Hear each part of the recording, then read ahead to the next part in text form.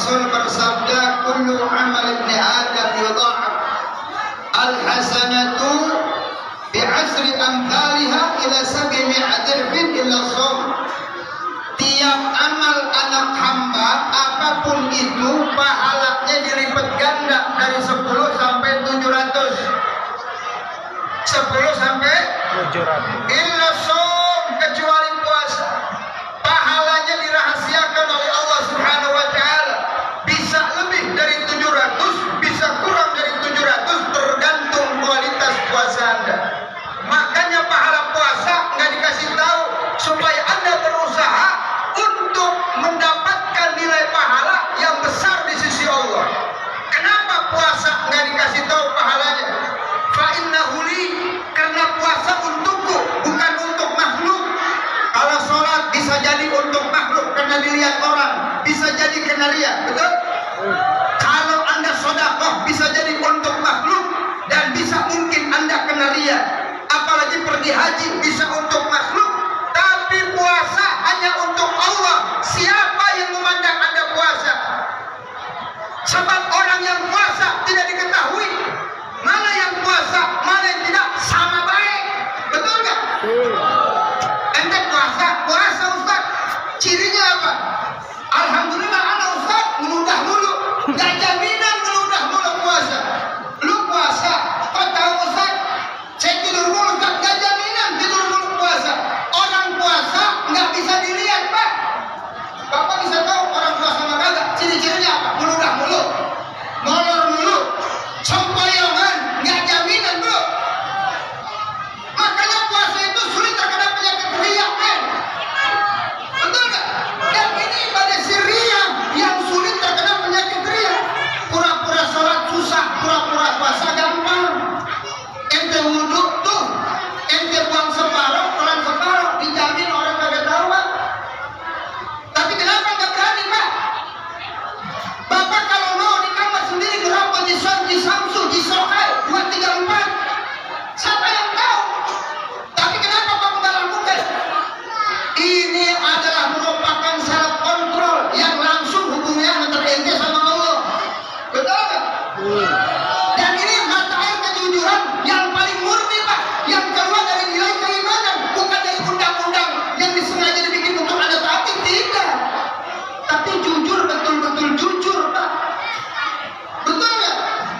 Nggak ada kejujuran yang termurni kecuali puasa. Maka sirriyah ini hanya Allah dan ente yang tahu. Makanya puasa pahalanya hanya Allah yang tahu. Bisa besar, bisa kecil. Saya lanjutkan nih. Ini karena waktunya kultum kuliah 7 menit. Saya mau ganti kultum kuliah terserah antum. Ya terserah tuh. Mau 10 menit kayak, mau sejam kayak, setuju gak? Gua kagak setuju. Nemen-nemen kayak setuju. Amplop udah dikasih nih dimasukin. Ya udah dilem. Gak ada harapan ditambah lagi udah. Kesingkat padat dahsyat, pulang-pulang mungkin bermanfaat. Amin. Lissaim barhatan. Dia lanjutkan hadis ini ya. Orang yang puasa dikasih 2 kebahagiaan. Barhatun inda fitri, jangka pendek di dunia, dikasih gembira ketika buka. Ketika buka gembira enggak? Airnya sama, makanannya sama, tapi ada rasa bahagia di hati kita sih. Itu jangka pendek di dunia, nikmatnya bukan main. Air putihnya sama, cuma nikmatnya beda, betul nggak? Apalagi pakai sirup nangka, yang kekopannya warna merah, manis banget dah, gurih-gurihnya itu, betul nggak? Itu kenikmatan di dunia luar biasa. Tapi tentu jangan sampai berlebihan. Karena esensi puasa, kata Imam Ghazali dalam kitab Hidayatul Hidayah, kasrus syahwat. Apa tujuan puasa? Menekan hawa, mengendalikan hawa. Makanya hati-hati jangan sampai kehilangan esensi puasa dan tujuannya. Syahwatnya bukan tambah kendor, tapi justru syahwatnya makin kencang. Bagaimana Anda mendapat tujuan puasa kalau bukannya kayak gitu? Bukan ada etikanya bro, korma 3. Korma, ajan korma. Jangan bala-bala dulu, jangan bahaya tuh. Nanti saya sama kita, dia lagi kosong men. Kenapa bala-bala tajam?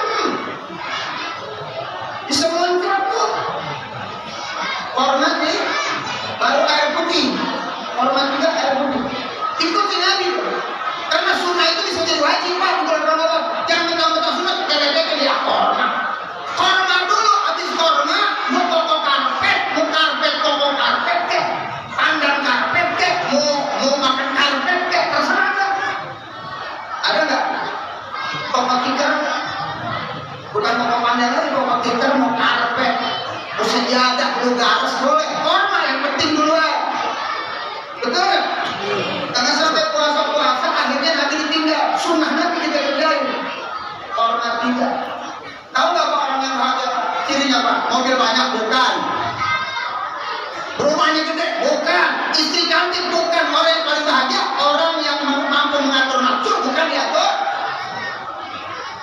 Orang yang sengsara, yang hidupnya diatur nafsu, bukan diatur nafsu. Cirinya apa? Diperbudak keinginan, bukan kebutuhan. Bapak sering gitu ya? Diperbudak keinginan, bukan kebutuhan. Kalau sore yang dicari apa, Pak? Yang dipikirin apa? Puasa kita apa? Urusan buka. Kita ini diperbudak apa? Diperbudak keinginan. Itu kalau mau buka apa aja pengen kita beli. Ada tolak beli, ada timun sore beli, ada asinan beli, bala-bala beli, sampai semeja. Begitu gak ya? Semeja itu komplit semuanya. Begitu normal kena air, kena korban tiga, hilang itu. Keinginan tadi itu gak ada udah. Kemana perginya? Itu nafsu. Anda diperbudak keinginan, bukan kebutuhan. Yang dibutuhkan perut ente itu gak sebanyak itu, kawan. Dimakan semua enggak? Dimakan semua enggak? Itu semeja. Dimakan enggak? Kemana itu? Nafsu itu namanya. Hidup kita semuanya yang kita miliki. Mobil pengen kita miliki, rumah pengen kita miliki, bini yang cakep, jabatan, duit. Kalau udah mati yang dibutuhin apa? Iman dan ibadah. Mobil di bawah apa lo? Rumah di bawah enggak? Bini cakep di bawah enggak? Yang di bawah apa? Kita mesti tahu yang lu perlukan itu apa. Jangan diperbudak oleh keinginan. Tapi ente nggak pernah memperhatikan kebutuhan hakiki. Itu filosofisnya. Di dunia Anda bahagia. Yang kedua, kebahagiaan di akhirat, Anda mendapat ridha Allah, masuk surga babur rayyan. Babur surga kapan pintu ya? Ada pintu puasa, pintu sholat, pintu jihad, pintu sedekah. Pintu yang lainnya itu hari Ramadan dibuka semua. Pintu sholat dibuka, puasa dibuka, Quran dibuka, sehingga gairah ibadah itu meningkat luar biasa. Karena hawa surga ngalir, men. Adem, hujan gerimis, asyik. Betul nggak? Kenapa ke masjid penuh, sholat berjamaah, masya Allah, bahkan subuh itu keluar-luar. Kenapa? Pintu-pintu kebaikan dibuka, gairah ibadah meningkat. Walaupun cuma seminggu pertama, selanjutnya terserah Anda. Ini makin lama makin mengalami kemajuan pesat, barisannya makin maju. Tapi di Al-Mujahidin makin insya Allah muhajirin enggak. Dari awal sampai akhir penuh keluar-luar. Sendalnya. Orangnya juga penuh. Mudah-mudahan istiqomah sampai akhir. Sekarang terawih, selanjutnya sampai akhir tetap terawih. Amin ya Rabbal. Amin ya Rabbal. Maka gunakan momentum yang baik ini dengan banyak ibadah. Allah manggil-manggil setiap sore, ya bagi khair, akbil, wa ya bagi syar aksir. Pecinta kebaikan, ambil ini. Allah sedang mau berapa pahala, kapan lagi? Pahala dilipat ganda oleh Allah. Yang sunnah jadi wajib, yang wajib 70 kali Ramadan. Saya kasih 3 amalan aja Pak ya.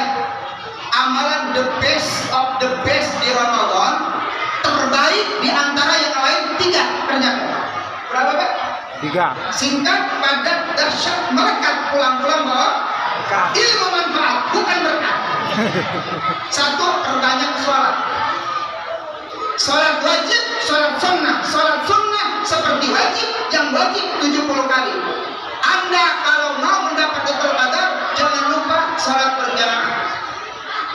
Bagi yang sulit qiyamul lail di 10 terakhir, tenang men, tenang. Anda yang kerja pengen dapat Lailatul Qadar, Anda nggak bisa qiyamul lail, kata Nabi, minimal sholat isya berjamaah, jangan ditunda. Siapa orang sholat isya berjamaah pas malam Lailatul Qadar, dia sudah dapat bagian yang cukup dari Lailatul Qadar. Lumayan kan? Yang kerja si malam nggak punya qiyamul lail, jangan takut bro. Anda masih ada harapan dapat Lailatul